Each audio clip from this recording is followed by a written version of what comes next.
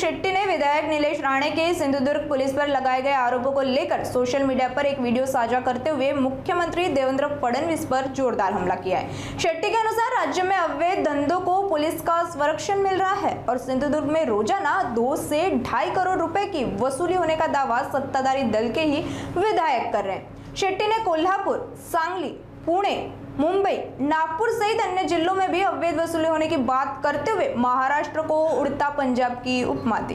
अफू, चरस, गांजा आणि वेगवेगळ्या नशिली पदार्थ आज महाराष्ट्राच्या खेड्यापाड्यामध्ये अगदी 7वी 8वीच्या पोरांच्या पर्यंत पोहोचलेले आहेत आणि एक भयावह चित्र असं तयार झालेलं आहे।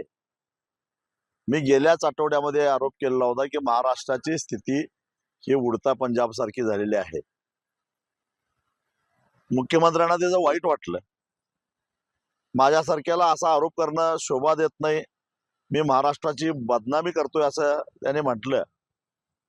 पण आज त्यांच्या सरकारमध्ये असणाऱ्या पक्षाचे एक आमदार निलेश राणे म्हणतात की एकट्या सिंधुदुर्ग जिल्ह्यातून पोलिसांच्याकडून महिन्याला 2.5 कोटी रुपयाची खंडणी दिली जाते।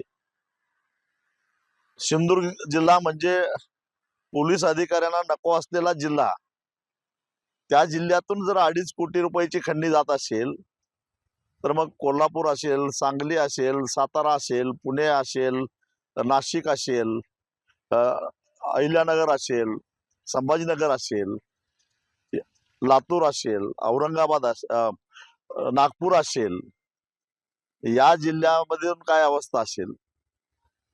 मुंबई, पुणे, ठाणे, पिंपरी चिंचवड, नागपूर, संभाजीनगर या मोठ्या मेट्रोपॉलिटन सिटीमधनं किती हप्ता जात असेल? या महाराष्ट्राचा एक गृहमंत्री पोलिसांच्याकडून हप्ता घेतल्याबद्दल ईडीनं तुरुंगात टाकलेला होता। हे सारे हप्ते कुठे जातात?